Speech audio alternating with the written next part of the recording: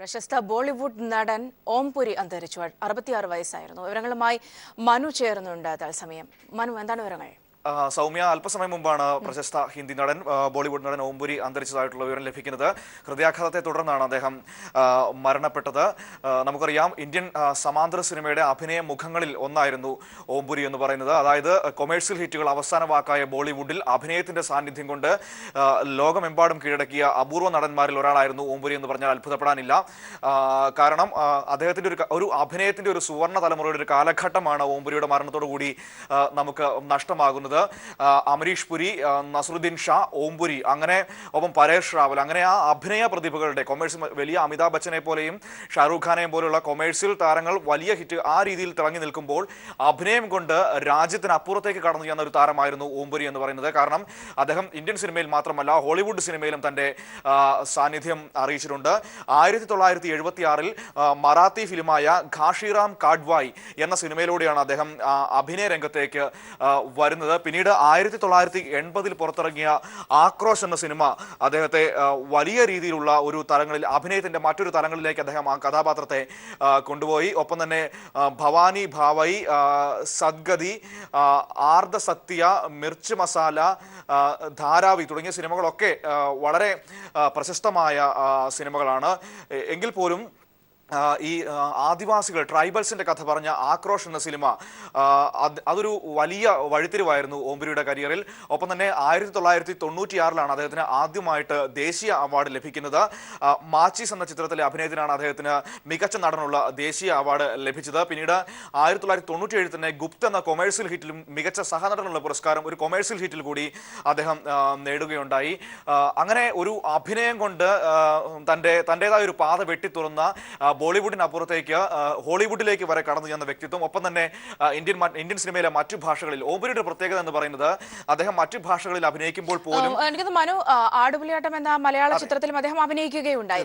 ഒരുപക്ഷെ സാധാരണ നേരത്തെ മനു പറഞ്ഞതുപോലെ തന്നെ ബോളിവുഡിനെ ഒരു കൊമേഴ്ഷ്യലായും മറിച്ച് ഒരുപക്ഷെ ഓംപുരി ഉൾപ്പെടുന്ന മറ്റൊരു ഭാഗം, അതായത് കലാമൂല്യമുള്ള ചിത്രങ്ങൾ അല്ലെങ്കിൽ കലാമൂല്യമുള്ള കഥാപാത്രങ്ങൾ എന്നും ഓർമ്മിപ്പിക്കപ്പെടുന്ന ഒരുപക്ഷെ ഒരു ബോളിവുഡിന് അതീതമായി ഇന്ത്യയിലുടനീളം സ്വീകാര്യതയുള്ള കഥാപാത്രങ്ങൾ, അങ്ങനെയുള്ള നിരവധിയായ കഥാപാത്രങ്ങൾ അവതരിപ്പിച്ചിട്ടുള്ള ഒരു വ്യക്തി കൂടിയാണ് അദ്ദേഹം. അതുകൊണ്ടാകും ഒരുപക്ഷെ മലയാള സിനിമകൾ നമുക്ക് അങ്ങനെ വലിയൊരു ലിസ്റ്റിൽ പറയാനില്ല എങ്കിൽ കൂടിയും ഓംപുരി എന്ന നടനെ മലയാളിക്ക് പോലും സുപരിചിതനാകുന്നത് ആ ഒരു ഘടകം കൊണ്ടല്ലേ? തീർച്ചയായിട്ടും. ഇപ്പോൾ സൗമ്യ സൂചിപ്പിച്ച പോലെ ആടുപുലിയാട്ടം എന്ന കണ്ണൻ താമരക്കുളം സംവിധാനം ചെയ്ത ജയറാമിന്റെ ചിത്രത്തിൽ ഒരു മന്ത്രവാദിയായിട്ടായിരുന്നു അദ്ദേഹം അഭിനയിച്ചത്. ഈ പരുക്കൻ മുഖഭാവങ്ങളുള്ള സിനിമ കഥാപാത്രങ്ങളായി അഭിനയിക്കാൻ ഒരു പ്രത്യേക വൈഭവം തന്നെ ഉണ്ടായിരുന്നു ഓംപുരിക്ക്. അദ്ദേഹത്തിന്റെ ആ പരുക്കൻ രൂപവും ഒക്കെ അതിനെ വളരെയധികം സഹായിച്ചിട്ടുണ്ട് എന്ന് തന്നെ വേണം പറയാൻ. ഇപ്പോൾ സൗമ്യ ചോദിച്ച ആ ചോദ്യത്തിന്റെ ഒരു തുടർച്ചയായിരുന്നു ഞാൻ പറഞ്ഞു വന്നത്. അതായത് ബോളിവുഡിനപ്പുറത്തേക്ക് വിവിധ ഭാഷാ സിനിമകളിലേക്ക് എത്തുമ്പോൾ സ്വന്തം ശബ്ദത്തിൽ തന്നെ പരമാവധി അതിന് ആ കഥാപാത്രത്തിന് ജീവൻ നൽകാൻ അദ്ദേഹം ശ്രമിച്ചിട്ടുണ്ട്. മലയാളത്തിൽ അത് നടന്നിട്ടില്ല എങ്കിൽ പോലും കന്നഡമടക്കമുള്ള ഭാഷകളിലൊക്കെ അദ്ദേഹം, പ്രത്യേകിച്ചും അദ്ദേഹത്തിന്റെ കന്നഡ ഭാഷയിൽ ആ AK-47 എന്നൊരു സിനിമ വളരെയധികം ശ്രദ്ധിക്കപ്പെട്ടിട്ടുണ്ട്. അങ്ങനെ മറ്റു ഭാഷകളിലേക്ക് കൂടി തന്റെ സാന്നിധ്യവും തന്റെ ഒരു അഭിനയ പ്രതിഭയും കൊണ്ടുവന്ന ഒരു നടൻ കൂടിയായിരുന്നു. ഈ സംവിധായകൻ പ്രിയദർശനൊക്കെ പറയുന്നത് പോലെ ഈ മലയാളം സിനിമ റീമേക്ക് ചെയ്യുമ്പോൾ തന്റെ കഥാപാത്രങ്ങൾ അവതരിപ്പിക്കാൻ, അതായത് ഇവിടെ നമ്മുടെ ഒടുവിൽ ഉണ്ണികൃഷ്ണനും ഇന്നസെന്റും ഒക്കെ ചെയ്ത കഥാപാത്രങ്ങൾ അവിടെ അവതരിപ്പിക്കാൻ ഒരു ഓംപുരിയോ ഒരു പരേഷ് റാവലോ മാത്രമുള്ളൂ. അതാണ് അവിടുത്തെ ദൗർബല്യം എന്നും അദ്ദേഹം ഒക്കെ പറയാറുണ്ടായിരുന്നു. അതായത് ഈ വലിയ താരസമ്പന്നതകൾക്കപ്പുറത്ത് അഭിനയത്തിന്റെ വ്യത്യസ്ത ശൈലികൾ, അതായിരുന്നു ഓംപുരിയുടെ ഒരു രീതി എന്ന് പറയുന്നത്. ഒപ്പം തന്റേതായ വ്യത്യസ്തപരമായ രാഷ്ട്രീയ നിലപാടുകൾ കൊണ്ടും വ്യക്തമായ നിലപാടുകൾ കൊണ്ടും അദ്ദേഹം ശ്രദ്ധേയനായിരുന്നു. ഈ സമീപകാലത്ത് അദ്ദേഹം BJP എടുക്കുന്നതായിട്ടുള്ള ചില വാർത്തകൾ വന്നിരുന്നു. നോട്ട് നിരോധനത്തെ അടക്കം അനുകൂലിച്ച് സംസാരിച്ച ചില സൂചനകളൊക്കെ വന്നിരുന്നു. അങ്ങനെ എന്തുകൊണ്ടും ഇന്ത്യൻ സാമൂഹിക സാംസ്കാരിക രംഗത്ത് നിറഞ്ഞു നിന്ന ഒരു സാന്നിധ്യം കൂടിയായിരുന്നു. ഒരു പക്ഷേ ഹോളിവുഡിൽ ഇത്രയധികം ശ്രദ്ധിക്കപ്പെട്ട ഒരു ഇന്ത്യൻ നടൻ വേറെ ഇല്ല എന്ന് പറഞ്ഞാൽ നമുക്ക് അത്ഭുതപ്പെടാനില്ല. ഒരുപാട് ഹോളിവുഡ് സിനിമകൾ അദ്ദേഹത്തിൻ്റെതായി പുറത്ത് വന്നിട്ടുണ്ട്. സിറ്റി ഓഫ് ജോയ്, ഒപ്പം തന്നെ wolf, ghost and darkness, east is east, my son and fanatic, അങ്ങനെ ഒരുപാട് ഹോളിവുഡ് ചിത്രങ്ങൾ അദ്ദേഹത്തിൻ്റെതായി പുറത്തു വന്നു. ഈ ഹോളിവുഡ് സിനിമയിലും ഒരു ഇന്ത്യൻ അഭിനയ ശൈലിയുടെ ഒരു തുടർച്ച കാഴ്ചവെച്ച, ഒരു പക്ഷേ അദ്ദേഹത്തിന്റെ തുടർച്ചയായിട്ടായിരിക്കാം ഇർഫാൻ ഖാനെ പോലുള്ള നടന്മാർ ഇപ്പോൾ ഹോളിവുഡിലെത്തി ഒരു വലിയ പാതകൾ വെട്ടി തുറന്നതൊക്കെ. ഏത് റോളുകളിലും, അതായത് ഈ മറാത്തി സിനിമയുടെ ഒപ്പം തന്നെ അവിടുത്തെ അങ്ങനെ ഒരു ഗ്രാസ് റൂട്ടിൽ നിന്നാണ് അദ്ദേഹം വരുന്നത്. ഈ നാടകങ്ങളും ഒക്കെയായി ബന്ധപ്പെട്ടും അങ്ങനെ അടിസ്ഥാന കലയിൽ നിന്ന് ഉയർന്നു വന്ന ഒരു നടൻ കൂടി ആയതുകൊണ്ട് തന്നെ ഏത് റോളുകളും തൻ്റെതായ രീതിയിൽ അഭിനയിച്ച് ഫലിപ്പിക്കാൻ ഒരു പ്രയാസവും അദ്ദേഹത്തിന് ഉണ്ടായിരുന്നില്ല. പ്രത്യേകിച്ചും മറാത്തി സിനിമകളോടൊക്കെ ഈ ബോളിവുഡ് എന്നും അസ്പൃശ്യത കാണിച്ചിരുന്ന ഈ മറാത്തി സിനിമയോട് വളരെ അനുഭാവത്തോടെയും മറാത്തി സിനിമകളെ ഒരുപാട് പ്രോത്സാഹിപ്പിക്കുകയും ചെയ്ത ഒരു നടൻ കൂടിയായിരുന്നു. മാത്രമല്ല ഇന്ത്യൻ സമാന്തര സിനിമയുടെ ഒരു മുഖമാണ് അദ്ദേഹം എന്ന് പറഞ്ഞാൽ അത്ഭുതപ്പെടാനില്ല. ഒരു നസറുദ്ദീൻ ഷായും ഓംപുരിയും ഒക്കെ ചേർന്നുള്ള ഒരു തട്ടകം, അത് ബോളിവുഡിന്റെ ഒരു അഭിനയത്തിന്റെ ഒരു മറ്റൊരു തലമായിരുന്നു. ഒരു ഒരുപാട് കാശിന്റെ പളപളപ്പിൽ മിന്നി നിൽക്കുന്ന ബോളിവുഡിൽ അഭിനയം കൊണ്ട്, അതായത് പരുക്കൻ അഭിനയ ശൈലി എന്ന് പറഞ്ഞാൽ അത് തന്നെയായിരിക്കും ഒരു പക്ഷേ ഓംപുരിയെ നമ്മൾ വിശേഷിപ്പിക്കപ്പെടേണ്ടത്. കാരണം ഒരു പരുക്കൻ രീതിയിലായിരുന്നു അദ്ദേഹത്തിന്റെ സംഭാഷണവും മുഖഭാവവും ഒക്കെ. പക്ഷേ എങ്കിൽ പോലും അങ്ങനെയുള്ള രീതിയിൽ നിന്നുകൊണ്ട് തന്നെ മറ്റ് നമ്മളിൽ ഒരുപാട് സങ്കടങ്ങൾ ഉണർത്തുന്ന കഥാപാത്രങ്ങൾ വരെ ചെയ്യാൻ കഴിഞ്ഞു എന്നുള്ളതാണ് ഓംപുരി എന്ന ആ വലിയ കലാകാരന്റെ മഹത്വമായി നമ്മൾ മനസ്സിലാക്കേണ്ടത്. ഇപ്പോൾ 66-ാം വയസ്സിലാണ് അദ്ദേഹം ഇന്ത്യൻ സിനിമയോടും ഈ ലോകത്തോടും യാത്ര പറയുന്നത്. ഇന്ത്യൻ സിനിമയ്ക്ക് അത് തീരാത്ത, പ്രത്യേകിച്ചും ഇന്ത്യൻ സമാന്തര സിനിമയ്ക്ക് ഒരു തീരാത്ത നഷ്ടം തന്നെ ആയിരിക്കും ഓംപുരിയുടെ അഭാവം എന്ന് പറയുന്നത്. സമീപകാലത്ത് ഞാൻ പറഞ്ഞതുപോലെ മലയാളത്തിലേക്ക് അദ്ദേഹം വന്നിരുന്നു ആടുപുലിയാട്ടം എന്ന ചിത്രത്തിൽ. മറ്റ് നിരവധി ഭാഷകളിൽ ഈ സമീപകാലത്ത് തമിഴിൽ ഒരു ചിത്രത്തിൽ അഭിനയിക്കാൻ വേണ്ടി ചർച്ചകൾ നടക്കുന്ന ഒരു സാഹചര്യം. അങ്ങനെ ബോളിവുഡിന് മാത്രമല്ല ഇന്ത്യയിലെ മറ്റ് ഭാഷകൾക്കും പ്രത്യേകിച്ചും സമാന്തര സിനിമകൾക്കും ഒരു 1980-ന്റെ തുടക്കത്തിൽ ഇന്ത്യൻ സമാന്തര സിനിമയിലുണ്ടായ ഒരു നവീകരണത്തിന്റെ ആ ഒരു കാലഘട്ടത്തിലായിരുന്നു ഓംപുരി എന്ന നടന്റെ പ്രധാനപ്പെട്ട സമയമായി നമ്മൾ വിലയിരുത്തേണ്ടത്. വിവിധ ഭാഷകളിൽ പ്രത്യേകിച്ചും മലയാളം, കന്നഡ, ബംഗാളി, മറാത്തി അടക്കമുള്ള സിനിമകളിലൊക്കെ ഒരു നവോത്ഥാനത്തിന്റെ കാലഘട്ടമായിരുന്നു 1980-കൾ എന്ന് പറയുന്നത്. ആ 80-കളായിരുന്നു ഓംപുരി എന്നും പറഞ്ഞ നടന്റെ ഒരു സുവർണ കാലഘട്ടം എന്ന് പറഞ്ഞാൽ അത്ഭുതപ്പെടാനില്ല. സൗമ്യ, മുംബൈയിലായിരുന്നു അദ്ദേഹത്തിന്റെ അന്ത്യം. 66 വയസ്സായിരുന്നു ഓംപുരി. ബോളിവുഡ് സിനിമയുടെ മാത്രമല്ല ഇന്ത്യൻ സിനിമയുടെ തന്നെ മുഖമായിരുന്ന ഓംപുരി എന്ന മഹാനടനാണ് അന്തരിച്ചിരിക്കുന്നത്. രാജ്യം പത്മശ്രീ അടക്കമുള്ള ഒരുപക്ഷെ സ്നേഹത്തോടു കൂടി തന്നെ എന്നും മലയാളികൾ അടക്കമുള്ള സിനിമാ പ്രേമികൾ അദ്ദേഹത്തെ സ്വീകരിച്ചിരുന്നു എന്നത് തന്നെയാണ് അദ്ദേഹത്തിന്റെ വലിയൊരു സ്വീകാര്യതയും ഈ സമയത്ത് പ്രത്യേകം എടുത്തു പറയേണ്ടത്. ഒരുപക്ഷെ മനു, ഈ 70-കളിൽ തുടങ്ങിയ ബോളിവുഡ് സിനിമയിലെ വലിയൊരു മാറ്റം ഒരുപക്ഷെ ഇന്ത്യൻ സിനിമയുടെ തന്നെ ഭാഗമാകാൻ, ഒരുപക്ഷെ ലോക സിനിമയിലേക്കൂടെ ശ്രദ്ധിക്കപ്പെടാനുള്ള ബോളിവുഡിന്റെ ഒരു തത്രപ്പാട് അത് വലിയ കൊമേഴ്ഷ്യൽ ആസ്പെക്റ്റുകളിലേക്ക് പോകുമ്പോൾ അതിന്റെ ഭാഗമായി നിൽക്കുകയും എന്നാൽ അതോടൊപ്പം തന്നെ തൻ്റെ ഘനഗാംഭീര്യമായ ശബ്ദവും തൻ്റെ ബോഡി ലാംഗ്വേജും ഒക്കെ കൊണ്ട് ഈ 70-കളുടെ ഈ കലാമൂല്യമുള്ള, അല്ലെങ്കിൽ ഒരുപക്ഷെ ബോളിവുഡ് മാറി ചിന്തിച്ച് നടന്ന ആ ഒരു കലാമൂല്യമുള്ള ചിത്രങ്ങളുടെ ഭാഗമായി നിൽക്കാനൊക്കെയുള്ള ഒരു വല്ലാത്ത ധൈര്യം കൂടി അദ്ദേഹം സ്വീകരിച്ചിരുന്നു. തൻ്റെ മറ്റ് ഈ പറഞ്ഞതുപോലെ തന്നെയുള്ള മറ്റ് ലാഭങ്ങളെല്ലാം, ബോളിവുഡ് എന്ന് പറയുന്നത് എന്നും ലാഭത്തിന്റെ കണക്കുകളാണ് എടുത്തു കാട്ടുന്നത്. പക്ഷെ അതിനെല്ലാം മാറ്റി നിർത്തിക്കൊണ്ടുള്ള അദ്ദേഹത്തിന്റെ ഒരു സിനിമാ യാത്ര അതെങ്ങനെയാകും ചരിത്രം രേഖപ്പെടുത്തുന്നത് മനു?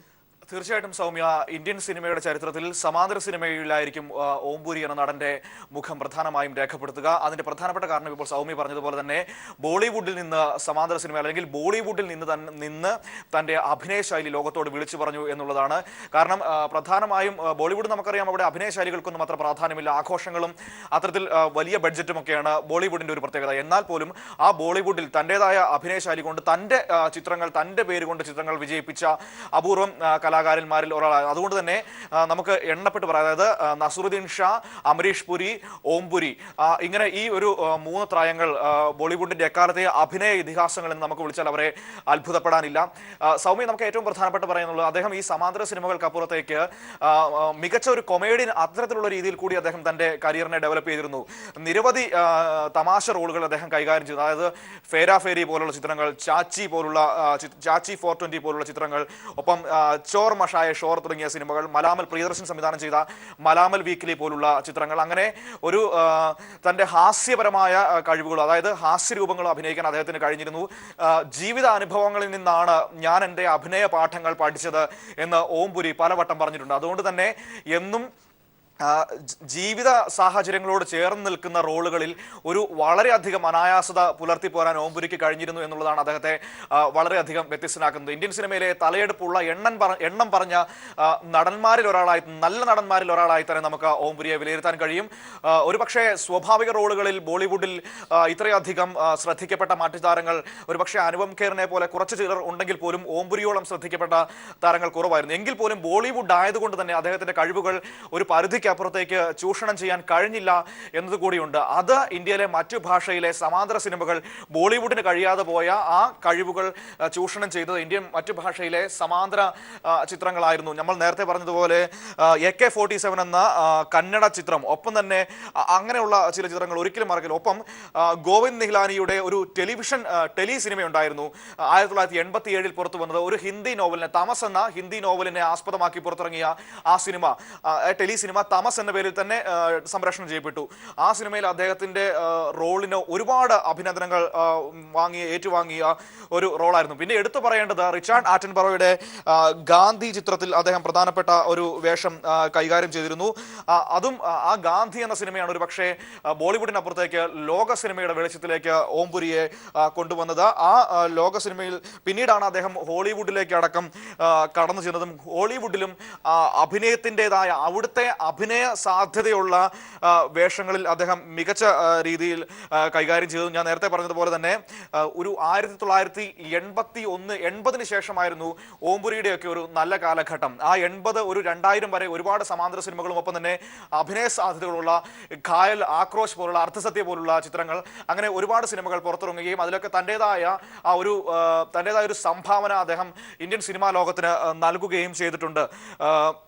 1999 അദ്ദേഹത്തിന് തൻ്റെ ഏറെ പ്രിയപ്പെട്ട ചിത്രമായും ഏറെ അഭിനന്ദനം നേടിയ ചിത്രമായ AK-47 ഒരു പുറത്തിറങ്ങുന്നത്. അതിലൊരു കർക്കശക്കാരനായ പോലീസ് ഓഫീസറുടെ വേഷമായിരുന്നു അദ്ദേഹം കൈകാര്യം ചെയ്തത്. ഒപ്പം തന്നെ അദ്ദേഹത്തിൻ്റെ പ്രധാനപ്പെട്ട ചിത്രങ്ങൾ 1980 വന്ന ഭവാനി ഭവായ്, സദ്ഗതി, അർത്ഥസദ്യ, മിർച്ച് മസാല, ധാരാവി, ഇത്തരത്തിലുള്ള സിനിമകൾ ഈ പുനെ ഫിലിം ഇൻസ്റ്റിറ്റ്യൂട്ടിലൊക്കെ അഭിനയം പഠിക്കുന്നവർക്ക് മുൻപിൽ പാഠപുസ്തകങ്ങളായി വരെ വിവിധ ഇൻസ്റ്റിറ്റ്യൂട്ടിൽ അത്തരത്തിൽ വരെ പറഞ്ഞു പോകുന്ന ഒരു അഭിനയ ശൈലിയുടെ ഒരു സാധ്യത കൂടിയായിരുന്നു. ഒരുപക്ഷെ മനു, നാടകത്തിൽ നിന്നുമാണ് അദ്ദേഹം സിനിമയിലേക്ക് എത്തുന്നത്. ഒരുപക്ഷെ അതിന്റെ ഒരു പക്വത അതൊക്കെ അദ്ദേഹത്തിന്റെ കഥാപാത്രങ്ങളിൽ എന്നും നിഴലിച്ചു നിന്നിട്ടുണ്ട്. പലപ്പോഴും നമുക്കറിയാം തിയേറ്ററുകളിൽ നിന്നും ഇങ്ങനെ സിനിമകളിലേക്ക് എത്തുന്ന നടന്മാരുടെ സവിശേഷത, അതെല്ലാം അദ്ദേഹത്തിന്റെ എല്ലാ കഥാപാത്രങ്ങളും എടുത്തു നോക്കിയാലും വ്യക്തമാകുന്നതല്ലേ. അതൊരു പക്ഷേ ഒരു ചെറിയ കഥാപാത്രമാണ് എങ്കിൽ കൂടിയും, അല്ലെങ്കിൽ ഏതെങ്കിലും കൊമേഴ്ഷ്യൽ സിനിമകളുടെ ഭാഗമായി നിൽക്കുമ്പോഴും തൻ്റെതായ ഒരു ശൈലി അതിൽ പടുത്തുയർത്താൻ അദ്ദേഹം ശ്രദ്ധിച്ചിട്ടില്ല. ഒരു പക്ഷേ ആ ഒരു തിയേറ്റർ അനുഭവമായിരിക്കില്ലേ അദ്ദേഹത്തെ അങ്ങനെ ഒരു നല്ല കലാകാരനാക്കി മാറ്റിയത്? സൗമ്യ, തിയേറ്റർ അനുഭവം എന്ന് പറയുമ്പോൾ നമ്മൾ സാധാരണ പറയുന്നത് പോലെ പ്രൊഫഷണൽ നാടകങ്ങളും അമേച്ചർ നാടകങ്ങളും കളിച്ചൊരു രീതിയിലല്ല അദ്ദേഹം വന്നത്.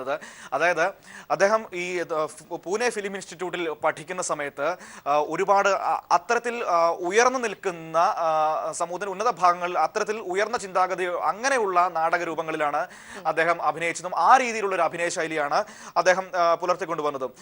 1973 ഘട്ടങ്ങളിലായിരുന്നു അദ്ദേഹം ഇവിടെ പഠിച്ചത് ഫിലിം ഇൻസ്റ്റിറ്റ്യൂട്ടിലും. പിന്നീട് നാഷണൽ സ്കൂൾ ഓഫ് ഡ്രാമയിലോട്ട് വരുമ്പോഴാണ് ഈ നാടകത്തിന്റെ ഒരു സ്വാധീനം അദ്ദേഹത്തിലേക്ക്. 1973 അദ്ദേഹം നസറുദ്ദീൻ ഷായോടൊക്കെ കൂടെ ഈ നാടകത്തിന്റെ നാഷണൽ സ്കൂൾ ഓഫ് ഡ്രാമയുടെ കളരിയിലേക്ക് വരുന്നത്.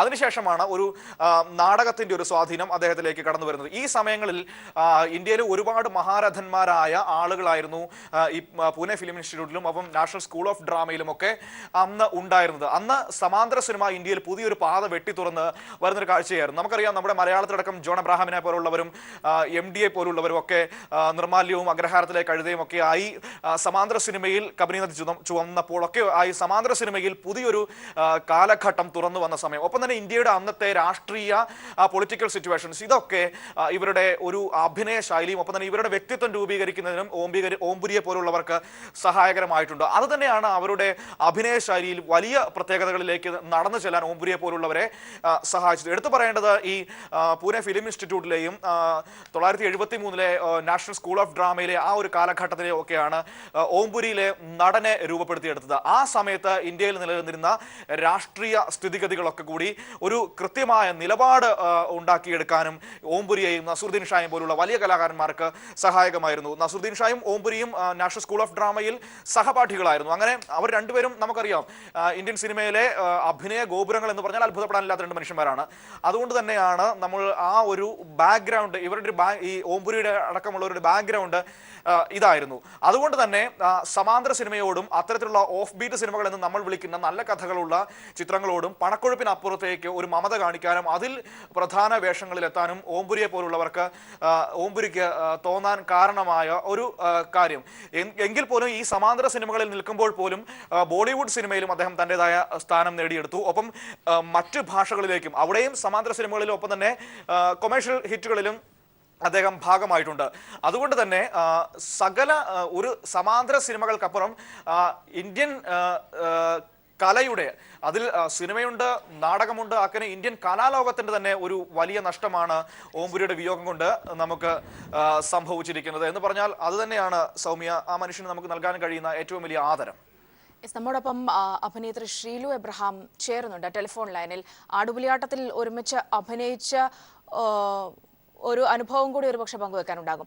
എങ്ങനെയാണ് ഈ ഒരു അവസരത്തിൽ അദ്ദേഹത്തിന്റെ വിയോഗത്തെ കാണുന്നത്? ഷീലു. ഹലോ, ഞാനിത് ഇപ്പോൾ ഓംപുരി സാർ മരിച്ചവരെ ഇപ്പം ഒരു 5 മിനിറ്റേ ആയുള്ളൂ ഞാൻ അറിഞ്ഞിട്ട്. ഞാൻ പാലക്കാടാണ് ഉള്ളത്, ഒരു ഷൂട്ടിലാണ്. അപ്പോൾ എന്താ പറയാ, വളരെ വിഷമത്തോട് കൂടിയിട്ടാണ് എനിക്കത് ആ ന്യൂസ് കേട്ടിട്ട് എന്താ പറയാ, എനിക്ക് ഭയങ്കരമായിട്ടൊരു അക്സെപ്റ്റ് ചെയ്യാൻ പറ്റുന്നില്ല. അത്രയ്ക്ക് വളരെ നല്ല, എല്ലാവരും വളരെ നന്നായി പെരുമാറുന്ന ഒരു വ്യക്തിത്വത്തിന് ഉടമയാണ് അദ്ദേഹം. അപ്പൊ ഞാനിപ്പോ റീസെന്റ് ആണ് അദ്ദേഹത്തിനൊപ്പം വർക്ക് ചെയ്തത്. അപ്പൊ അതുകൊണ്ട് എനിക്ക് എന്താ പറയാന്നറിയില്ല. വളരെ എന്താ പറയാ, അത് ഇപ്പോഴും അദ്ദേഹം മരിച്ചു എന്നുള്ള ന്യൂസായിട്ട് പൊരുത്തപ്പെടാൻ പറ്റാത്തൊരു അവസ്ഥയാണ്. അദ്ദേഹത്തിനോടൊപ്പം വർക്ക് ചെയ്യാൻ സാധിച്ചതിന്റെ സന്തോഷത്തിലാണ്. ശരിക്കും നമ്മൾക്ക് ഈ ഓംപുരി എന്ന് പറയുമ്പോൾ ആടുപുലിയാട്ടം പോലുള്ള 1-2 സിനിമകളിൽ അഭിനയിച്ചിട്ടുണ്ട് എങ്കിൽ കൂടിയും അതിനും അപ്പുറത്തേക്ക് മലയാളിക്ക് വലിയൊരു പരിചയമുള്ള ഒരാൾ പോലെയാണ് ഓംപുരി എന്ന് പറഞ്ഞാൽ. ഒരുപക്ഷെ അദ്ദേഹത്തിന് ഒരുപാട് കഥാപാത്രങ്ങളൊക്കെ മലയാളിക്ക് പ്രിയപ്പെട്ടതുകൊണ്ടുകൂടിയാകും. അതുകൊണ്ട് തന്നെ അദ്ദേഹത്തിനോടൊപ്പം അഭിനയിക്കുന്ന സമയത്തും ആ ഒരു ഫീൽ ആയിരുന്നോ ഷീലുവിന്? അത് തീർച്ചയായിട്ടും. കാരണം ഞാൻ അദ്ദേഹത്തെ വളരെ ആരാധനയോടുകൂടി ചെറുപ്പത്തിൽ, ഞാൻ ചെറുതായിരുന്ന സമയത്ത് വളരെ ആരാധനയോടുകൂടി നോക്കി കണ്ടിരുന്ന ഒരു ആക്ടറായിരുന്നു ഓംപുരി സാർ. അപ്പൊ അദ്ദേഹത്തിനോടൊപ്പം ആടുപുലിയാട്ടത്തിൽ വർക്ക് ചെയ്യാൻ പോകുന്നു എന്ന് അറിഞ്ഞപ്പോൾ തൊട്ടുള്ള ഒരു എക്സൈറ്റ്മെന്റ് ആയിരുന്നു. അദ്ദേഹത്തെ നേരിട്ട് കണ്ടപ്പോഴും അദ്ദേഹത്തിനോടൊപ്പം നിന്ന് അഭിനയിച്ചപ്പോഴും ഒപ്പം നിന്ന് ഫോട്ടോ എടുത്തപ്പോഴും ഒക്കെ ഭയങ്കര എന്താ പറയാ, ഭയങ്കര ഒരു ആ ഒരു ആരാധനയോട് കൂടി തന്നെയായിരുന്നു അദ്ദേഹത്തെ നോക്കി കണ്ടുകൊണ്ടിരുന്നത്. അതുപോലെ എന്താ പറയാ, മുംബൈയിലെ, ഞാൻ ആക്ച്വലി മുംബൈ സെറ്റിൽഡ് ആണ്. അപ്പോൾ ഞാൻ അവിടെ മുംബൈയിൽ ഉണ്ടായിരുന്നെങ്കിൽ തീർച്ചയായിട്ടും ഞാൻ ഇന്ന് ഞാൻ അവിടെ അദ്ദേഹത്തെ പോയി, എനിക്ക് എന്റെ വീടിനടുത്താണ് അദ്ദേഹം താമസിക്കുന്നത്. അപ്പൊ എനിക്ക് അവിടെ അദ്ദേഹത്തെ പരിചയമുണ്ട്. മുംബൈയിൽ വെച്ച് ഞങ്ങൾ കണ്ടിട്ടുണ്ട്, കുടുംബമായിട്ട് കണ്ടിട്ടുണ്ട്. അപ്പൊ എനിക്ക് അദ്ദേഹത്തിന്റെ അടുത്ത് പോകാനല്ല, ഇപ്പൊ ഈ മരണവിവരം അറിഞ്ഞൊന്ന് പോകാൻ പറ്റാത്തതിന്റെ വിഷമം എനിക്കുണ്ട്. ഞാനപ്പോ ഇവിടെ ഒരു ലൊക്കേഷനിൽ പെട്ടുപോയിരിക്കുകയാണ്. കോമ്പിനേഷൻ സീൻസ് ഉണ്ടായിരുന്നല്ലോ? ഉണ്ടായിരുന്നു. അപ്പോൾ അദ്ദേഹത്തോടുള്ള ഒരു അനുഭവം എങ്ങനെയായിരുന്നു? പ്രത്യേകിച്ച് ഒരു വലിയ അദ്ദേഹം എന്താ പറയാ, വളരെ കൂളായിട്ടുള്ള ഒരു, വളരെ കംഫർട്ടബിൾ ആക്കുന്ന, ഇത് കോആക്ടേഴ്സിനെയൊക്കെ വളരെ കംഫർട്ടബിൾ ആക്കുന്ന, എനിക്ക് തോന്നുന്നു ഈ സീൻ എടുക്കുന്ന സമയത്ത് പോലും ചെറിയ ഒരു ഇടവേള വരുന്ന, ഇത് ക്യാമറ സെറ്റിങ്ങിന് എടുക്കുന്ന ടൈമിൽ വരെ അദ്ദേഹം ഒപ്പം നിന്ന് ഒരു എന്താ പറയാ, ഒരു അച്ഛനെ പോലെ അല്ലെങ്കിൽ അതുപോലെ വർത്താനം പറയുന്ന, വളരെ എന്നാ പറയാ, എനിക്കൊരു മുത്തശ്ശനെ ഒക്കെ പോലെ അതുപോലെ വർത്താനം പറയുന്ന ഒരാളായിട്ടാണ് എനിക്ക് തോന്നിയിട്ടുള്ളത്. വളരെ കംഫർട്ടബിൾ ആക്കി കൊച്ചു കുട്ടികളോട് ഇടപെടുന്ന പോലെ ആയിരുന്നു അദ്ദേഹം എന്നോട് സംസാരിച്ചുകൊണ്ടിരുന്നത്. എന്താണ് പറയാ, വളരെ വിഷമമുണ്ട്. നന്ദി ഏതായാലും ഈ അവസരത്തിൽ ഞങ്ങളോട് പ്രതികരിച്ചതിന്. ആടുപുലിയാട്ടം എന്ന ചിത്രത്തിന്റെ നിർമ്മാതാവായ ആസിബ് നമ്മോടൊപ്പം ടെലിഫോൺ ലൈനിൽ ചേർന്നുണ്ട്. ശ്രീ ആസിബ്, അദ്ദേഹം മലയാള സിനിമയ്ക്ക് ഒരുപക്ഷെ അവസാനമായി അദ്ദേഹത്തിന്റെ ഓർമ്മകൾ നമുക്ക് തന്നത് താങ്കളുടെ സിനിമയിൽ കൂടിയാണ്. എങ്ങനെയാണ് ഇപ്പോഴത്തെ അദ്ദേഹത്തിന്റെ ഈ ഒരു വിയോഗ വാർത്തയോടുള്ള പ്രതികരണം എങ്ങനെയാണ് ആസിബ്? അയ്യോ, രാവിലെ ഞാന് TV വെച്ചപ്പോഴാണ് ഓംപുരി സാറ് മരിച്ചിട്ടുള്ള വിവരം അറിഞ്ഞത്. സത്യം പറഞ്ഞാൽ ഞാനൊരു ഞെട്ടൽ ഉണ്ടായെന്നുള്ളതാണ് സത്യം. ഓംപുരി സാറിനെ പോലെയുള്ളൊരു മഹാനടനയ്ക്ക് ഒരു സിനിമ എടുക്കാൻ പറ്റിയത് തന്നെ എന്റെ ഭാഗ്യമായിട്ട് ഞാൻ കരുതുന്നു. ഈ ചിത്രത്തിന്റെ കഥ സംവിധായകനായിട്ട് ഡിസ്കസ് ചെയ്യുമ്പോൾ തന്നെ നമ്മുടെ ചിത്രത്തിൽ നായകൻ ജയറാമേട്ടനായിരുന്നു. അപ്പൊ ജയറാമേട്ടൻ പറഞ്ഞു വളരെ വ്യത്യസ്തമായ ഒരു മുഖമുള്ളതായിരിക്കണം ഈ കഥാപാത്രം എന്ന് ഞാൻ പറയുകയും അങ്ങനെ ഞങ്ങൾ ഡിസ്കസ് ചെയ്ത് വന്നപ്പോൾ ഓംപുരി സാറിനെത്തുകയും അപ്പൊ തന്നെ ഓംപുരി സാറിനെ കാണാൻ വേണ്ടി ഞാനും പ്രശസ്ത നിർമ്മാതാവ് ശവനാഥ് വിജയകുമാർ കൂടി ബോംബെക്ക് പോവുകയും അവിടെ ചെന്ന് കഥ പറയുകയും കഥ കേട്ടപ്പോൾ തന്നെ അദ്ദേഹത്തിന് വളരെ ഇഷ്ടപ്പെടുകയും കമ്മിറ്റ് ചെയ്യുകയും ഉണ്ടായത്. പിന്നീട് ലൊക്കേഷനിൽ വന്നതിന് ശേഷം തന്നെ എല്ലാവരുമായിട്ടും വളരെയേറെ നല്ല രീതിയിൽ സഹകരിക്കുകയും എല്ലാ കാര്യങ്ങളും ഞങ്ങളടുത്ത് ചോദിക്കുകയും പിന്നെ അദ്ദേഹം ഫ്രീ ആയിട്ടിരിക്കുന്ന രാഷ്ട്രീയപരമായിട്ടുള്ള കാര്യങ്ങളും മറ്റുള്ള കാര്യങ്ങളും ബോംബെയിലെ കാര്യങ്ങളും എല്ലാത്തിനും വളരെ ഉത്സാഹമായിട്ട് ഇന്നൊരു നല്ല മനുഷ്യനായിരുന്നു. വീണ്ടും കാലത്തിൽ അഭിനയിക്കണം, നല്ല നല്ല ക്യാരക്ടർ ഉണ്ടെങ്കിൽ അസീബ് എന്നെ വിളിക്കണം എന്നൊക്കെ പറഞ്ഞിട്ടാണ് അദ്ദേഹം തിരിച്ചു പോയത്. ഒരുപക്ഷെ അസീബ്, നമുക്കറിയാം അദ്ദേഹം ഒരു വലിയ സീനിയർ അഭിനേതാവ്, രാജ്യം അഭിമാനത്തോടു കൂടി എന്നും ഓർക്കുന്ന ഒരു വ്യക്തിയൊക്കെയാണ്. പക്ഷെ നേരത്തെ ഇപ്പോൾ തന്നെ ഷീതു തന്നെ പറഞ്ഞതനുസരിച്ച് എന്നാൽ സെറ്റിലേക്ക് എത്തുമ്പോൾ അല്ലെങ്കിൽ സിനിമയിലേക്ക് വരുമ്പോൾ സിനിമ നന്നാക്കാൻ വേണ്ടി കർക്കശക്കാരനാകുകയും അതോടൊപ്പം തന്നെ എല്ലാവരോടും വളരെ സോഷ്യലായി ഇടപെടുകയും ചെയ്യുന്ന ഒരു വ്യക്തി കൂടിയായിരുന്നു അദ്ദേഹം. അദ്ദേഹത്തോടൊപ്പമുള്ള ഒരു അനുഭവം എങ്ങനെയാണ് അസീബ്? എനിക്ക് ഓംപുരി സാറുമായിട്ട് ഷൂട്ടിംഗ് ഇല്ലാത്ത സമയത്ത് അദ്ദേഹത്തിന്റെ കാരവനിൽ കയറി നിന്ന് ഒത്തിരി സമയം ഞാൻ സംസാരിച്ചിട്ടുണ്ട്. അദ്ദേഹത്തിന്റെ രാഷ്ട്രീയപരമായും അല്ലാത്ത കാര്യങ്ങളിലെല്ലാം വളരെയേറെ ഗ്രാഹ്യമുള്ള ആളാണ്. പിന്നെ ഒരു സ്വകാര്യ ദുഃഖം എന്ന പോലെ അദ്ദേഹത്തിന്റെ കുടുംബത്തിൽ ഒരു പ്രശ്നങ്ങളുണ്ടായിരുന്നു. അത് അദ്ദേഹത്തിന് ഒരു സ്വകാര്യ ദുഃഖമായിട്ട് അലട്ടിയിരുന്നതായിട്ട് അദ്ദേഹം എന്നോട് പറഞ്ഞിട്ടുണ്ട്. വളരെ നല്ല ഫ്രണ്ട്ലി ആയിട്ടും വളരെ ഊർജ്ജസ്വലതയോടും കൂടിയാണ് ഞങ്ങളുടെ ലൊക്കേഷനിൽ അദ്ദേഹം പോയത്. പിന്നീട് ഞങ്ങളുടെ കാസറ്റ് ലോഞ്ച് ഫംഗ്ഷന് എറണാകുളത്ത് വരികയും 3 ദിവസം ഞങ്ങളോടൊപ്പം താമസിച്ചു. ഒരു വലിയ നടനാണ്. ബോംബെയിൽ നിന്ന് കാസറ്റ് ലോഞ്ച് ഫംഗ്ഷന് പങ്കെടുത്ത് 3 ദിവസം ഞങ്ങളോടൊപ്പം താമസിച്ചിട്ടാണ് അദ്ദേഹം തിരിച്ചു പോയത്. നന്ദി അസീബ്, അവസരത്തിൽ ഞങ്ങളോട് പ്രതികരിച്ചതിന്. പ്രശസ്ത ബോളിവുഡ് താരം ഓംപുരി അന്തരിച്ചു. 66 വയസ്സായിരുന്നു. മുംബൈയിൽ വെച്ചായിരുന്നു അദ്ദേഹത്തിന്റെ അന്ത്യം സംഭവിച്ചത്. ഹൃദയാഘാതത്തെ തുടർന്നായിരുന്നു മരണം.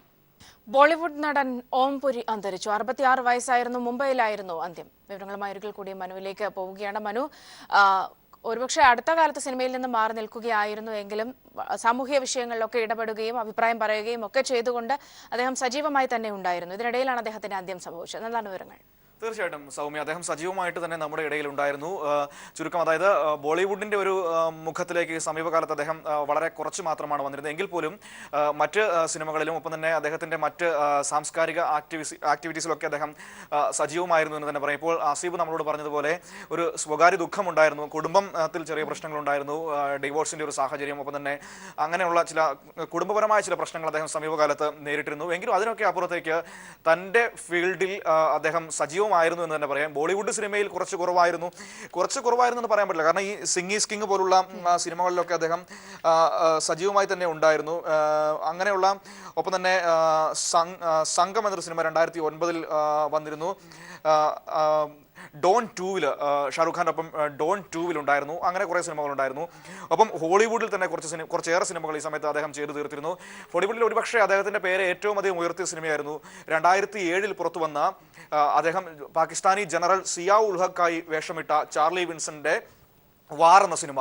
ഈ സിനിമയിൽ ടോം ഹാങ്സിനും ജൂലിയ റോബർട്സിനും ഒപ്പമാണ് അദ്ദേഹം അഭിനയിച്ചത്. ഒരുപാട് അന്താരാഷ്ട്ര പ്രശംസകൾ ഏറ്റുവാങ്ങിയ ഒരു സിനിമയായിരുന്നു. ഞാൻ തിരികെ എത്താം. നടൻ ജയറാം നമ്മോടൊപ്പം ടെലിഫോൺ ലൈൻ ചേരുന്നുണ്ട്. ശ്രീ ജയറാം, എങ്ങനെയാണ് ഇപ്പോഴത്തെ അദ്ദേഹത്തിന്റെ ഈ ഒരു വിയോഗത്തെ വാർത്തയോട് താങ്കൾ പ്രതികരിക്കുന്നത്? അല്ല, ഓംപുരി എന്ന് പറയുന്നത് ഇന്ത്യ കണ്ട അല്ലെങ്കിൽ ഏഷ്യ കണ്ട, വേണമെങ്കിൽ ലോകം കണ്ട ഏറ്റവും വലിയ നടന്മാരിൽ ഒരാളാണ് അയാൾ.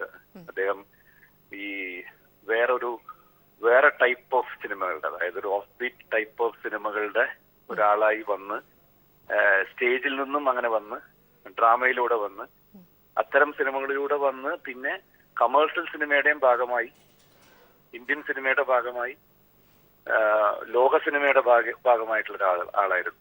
അത്തരം ഒരു വലിയ നടന്റെ കൂടെ ഒരു സിനിമയിൽ അഭിനയിക്കാനുള്ള ഒരു ഭാഗ്യം എനിക്കുണ്ടായി. അതാണ് പെട്ടെന്ന് എടുത്തു പറയാനൊരു ഓർമ്മ. ഒരുപക്ഷെ ആ ഒരു അനുഭവം, അദ്ദേഹത്തിന്റെ കൂടെയുള്ള അനുഭവം കൂടി ഈ ഒരു അവസരത്തിൽ ഓർമ്മിപ്പിച്ചാൽ.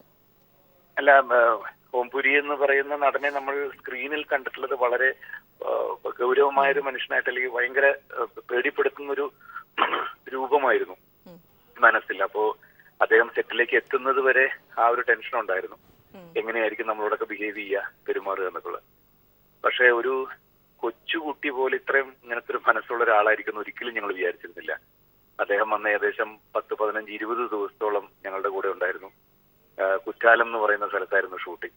അപ്പോൾ അവിടെയുള്ള വളരെ പരിമിതമായ സ്ഥലങ്ങളിൽ അഡ്ജസ്റ്റ് ചെയ്ത് യാതൊരു ഇതും ഇല്ലാതെ ഒരു വളരെ ഒരു ആദ്യത്തെ സിനിമയിൽ അഭിനയിക്കുന്ന ഒരാളെ പോലെ ഞങ്ങളോടൊപ്പം എല്ലാ തമാശകൾക്കും കൂട്ടുനിന്ന്.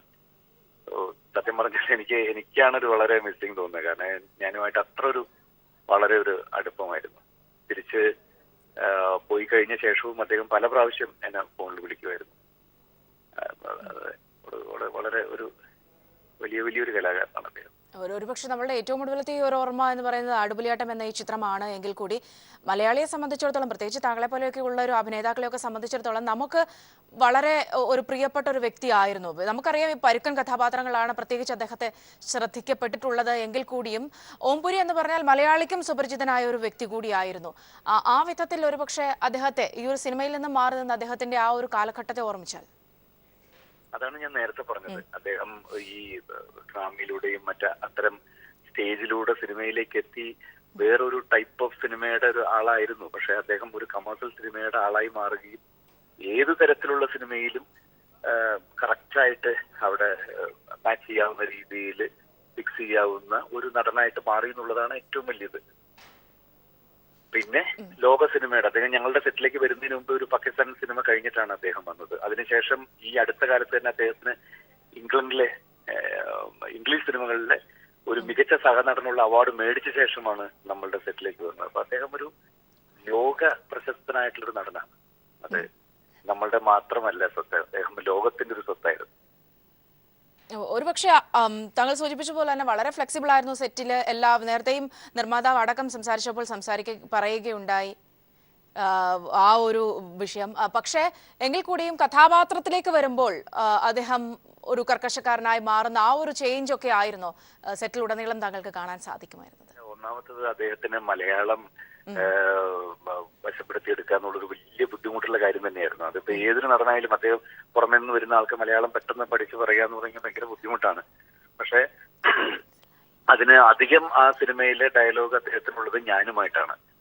അപ്പോ ഞാൻ അദ്ദേഹത്തോട് പറയും ഞാൻ ഏതൊക്കെ തരത്തിൽ ഹെൽപ്പ് ചെയ്തുതരാം. അങ്ങനെ എന്റെ ദേഹത്ത് പല ഭാഗത്ത് അദ്ദേഹം ഹിന്ദിയിൽ എഴുതിയിട്ട് അത് ഒട്ടിച്ചു വെക്കും. അപ്പൊ ആ സിനിമയില് പലപ്പോഴും അദ്ദേഹവുമായിട്ട് ഞാൻ സംസാരിച്ചു നിൽക്കുമ്പോൾ എന്റെ നെഞ്ചിലും എന്റെ കഴുത്തിലും എന്റെ നെറ്റിയിലും ഒക്കെ പല സ്ഥലത്തും ഹിന്ദിയിലുള്ള ഡയലോഗുകൾ എഴുതി വെച്ചിട്ടുണ്ട്. അപ്പൊ പുള്ളി പറഞ്ഞു എന്റെ കൂടെ ഇങ്ങനെ ഒരു നടൻ എന്റെ കൂടെ സഹകരിച്ചിട്ടില്ല, ഞാൻ ഒരുപാട് ഭാഷകൾ ചെയ്തിട്ടുണ്ട്. ഞാൻ പറഞ്ഞു സാർ കുട്ടിക്കാലം തൊട്ടുള്ള ഞങ്ങളുടെയൊക്കെ കൊതിയാണ് സാറിനൊന്ന് നേരിട്ട് കാണുക എന്നുള്ളത്. അപ്പൊ കൂടെ അഭിനയിക്കാനുള്ള ഒരു ഭാഗ്യം ഉണ്ടായപ്പോ ഇത്രയെങ്കിലും ഞങ്ങൾ ചെയ്തില്ലെങ്കിൽ എന്ന് പറഞ്ഞിട്ടാണ്. അപ്പൊ അവസാന ദിവസം വരെ അദ്ദേഹം എല്ലാം എൻജോയ് ചെയ്യായിരുന്നു. അതായത് ഷൂട്ടിംഗ് കഴിഞ്ഞ് വന്നാലും കുറ്റാലത്തുള്ള യൂണിറ്റുകാർ താമസിക്കുന്ന ഹോട്ടൽ തൊട്ട് ഡയറക്ടറും ബാക്കി അസിസ്റ്റന്റ് ഡയറക്ടേഴ്സ് എല്ലാ റൂമുകളിലും രാത്രി വന്ന് വിസിറ്റ് ചെയ്യും. എല്ലാവരുമായിട്ടും ഒരേപോലെ ഇടപഴകിയിരുന്ന ഒരു വലിയ നടനായിരുന്നു അദ്ദേഹം. വളരെ നന്ദി ശ്രീ ജയറാം ഈ അവസരത്തിൽ അദ്ദേഹത്തെ സ്മരിച്ചതിന്. ശ്രീ ജോയ് മാത്യു, അഭിനേതാവും സംവിധായകനുമായ ശ്രീ ജോയ് മാത്യു നമ്മോടൊപ്പം ടെലിഫോൺ ലൈൻ ചേരുന്നുണ്ട്. ശ്രീ ജോയ് മാത്യു, എങ്ങനെയാണ് ഇപ്പോൾ ഇദ്ദേഹത്തിന്റെ ഈ ഒരു വലിയ വിയോഗത്തെ, ഒരുപക്ഷെ ഇന്ത്യൻ സിനിമയ്ക്ക് മാത്രമല്ല ലോക സിനിമയിൽ തന്നെ മികച്ച ഒരു നടനായി തന്നെ ശ്രദ്ധിക്കപ്പെടേണ്ട ഒരാളാണ്, അദ്ദേഹത്തിന്റെ ഒരു വിയോഗം എങ്ങനെയാണ് ഇപ്പോൾ താങ്കൾ അതിനോട് എങ്ങനെയാണ് പ്രതികരിക്കുന്നത്? ശ്രദ്ധിക്കപ്പെടേണ്ട ആളല്ല, ശ്രദ്ധിക്കപ്പെട്ട ആള് തന്നെയാണ്. ആ ഒരു പീരീഡ് 70s ഇന്ത്യൻ രാഷ്ട്രീയ സാമൂഹ്യ അവസ്ഥകളിൽ ഉയർന്നു വന്നിട്ടുള്ള പ്രധാന നടന്മാരിൽ ഒരാൾ തന്നെയാണ് ഓംപുരി. നസുദ്ദീൻ ഷായും അതുപോലെ സ്മിത പാട്ടീലും ഒക്കെ തന്നെ വന്ന കാലഘട്ടത്തിൽ തന്നെയാണ് ഓംപുരിയും വന്നത്. ഓംപുരി അന്നത്തെ വ്യവസ്ഥാപിത നായക സങ്കല്പത്തിന് ഒരു വെല്ലുവിളി ഉയർത്തിയിട്ടാണ് വന്നിട്ടുള്ളത്. കാരണം അന്ന് ഈ ചോക്ലേറ്റ് മുഖങ്ങൾ അടക്കി വാണ്ടിരുന്ന, ഇന്നും വലിയ വ്യത്യാസമൊന്നുമില്ല, അടക്കി വാണ്ടിരുന്ന ഹിന്ദി സിനിമയിൽ ഈ പരുക്കൻ മുഖവുമായി, വസൂരിക്കലയുള്ള മുഖവുമായി, പരുക്കൻ ശബ്ദവുമായി എന്താ പറയാ ദളിത് കഥാപാത്രങ്ങളൊക്കെ അവതരിപ്പിച്ചിട്ടാണ് അദ്ദേഹത്തിന്റെ ആഗമനം തന്നെ. അതന്നെ ഇന്ത്യൻ സിനിമയിൽ അക്കാലത്ത് ഉണ്ടായിട്ടുള്ള നവ സിനിമകൾ മുന്നേറ്റങ്ങളിൽ ഭയങ്കര ശക്തി നൽകിയ ഒരു പെർഫോമൻസുകൾ തന്നെയായിരുന്നു. ആക്രോശാണെങ്കിലും അർദ്ധസത്യമാണെങ്കിലും അതിനുശേഷം വന്ന ധാരാവി ആണെങ്കിലും മിർച്ചി മസാല ആണെങ്കിലും ഒക്കെ തന്നെ ഇതൊക്കെ നാടകവേദിയിൽ നിന്നുള്ള ഒരു കരുത്തു കൂടിയായിരുന്നു. അദ്ദേഹം കാശിറാം കുത്വാൾ എന്നുള്ള മറാത്തി നാടകം സിനിമയിൽ അവതരിപ്പിച്ചുകൊണ്ടാണ്, ആ ക്യാരക്ടർ അവതരിപ്പിച്ചുകൊണ്ടാണ് അദ്ദേഹം രംഗത്ത് വരുന്നത്. പിന്നെ ആ കാലത്ത് തന്നെ നസുദ്ദീൻ ഷാ, ശബന ആസ്മി, ഓംപുരി, സ്മിത പാട്ടീൽ ഒക്കെ തന്നെ ആ ഒരു ബാച്ച് നൽകിയിട്ടുള്ള ഒരുപാട് വലിയ സംഭാവനയാണ് ഓംപുരി നൽകിയിട്ടുള്ളത് ഇന്ത്യൻ സിനിമയ്ക്ക്. അത് ഒരു ഇന്ത്യൻ സിനിമയ്ക്ക് മാത്രമല്ല, ഇപ്പൊ ഗാന്ധി പോലുള്ള സിനിമയിലെ ഒരു സീനിലെ പ്രത്യക്ഷപ്പെടുന്നുള്ളതെങ്കിലും അഭിനയിക്കാൻ മുഴുനീള കഥാപാത്രം വേണ്ട, ഒരു നടനെ സംബന്ധിച്ചിടത്തോളം നിമിഷങ്ങൾ മതി അല്ലെങ്കിൽ മിനിറ്റുകൾ മതി എന്ന് നമുക്ക് ബോധ്യപ്പെടുത്തി തന്ന പ്രധാനപ്പെട്ട ഇന്ത്യൻ നടന്മാരിൽ ഒരാൾ തന്നെയാണ് ഓംപുരി. അദ്ദേഹത്തിന്റെ വിയോഗം തീർച്ചയായിട്ടും ഇന്ത്യൻ സിനിമാ ലോകത്തിന്, ലോക സിനിമയ്ക്ക് ഒക്കെ തന്നെ നഷ്ടമാണ്. വളരെ നന്ദി ശ്രീ ജോയ് മാത്യു അവസരത്തിൽ ഞങ്ങളോട് പ്രതികരിച്ചതിന്. ഏതായാലും സിനിമാ ലോകത്തിന് തന്നെ വലിയൊരു നഷ്ടമാണ് ഇന്നത്തെ ദിവസം ഉണ്ടായിട്ടുള്ളത്. ഓംപുരി എന്ന മഹാനടന്റെ അന്ത്യം, 66 വയസ്സായിരുന്നു, മുംബൈയിലായിരുന്നു അദ്ദേഹത്തിന്റെ അന്ത്യം സംഭവിച്ചത്.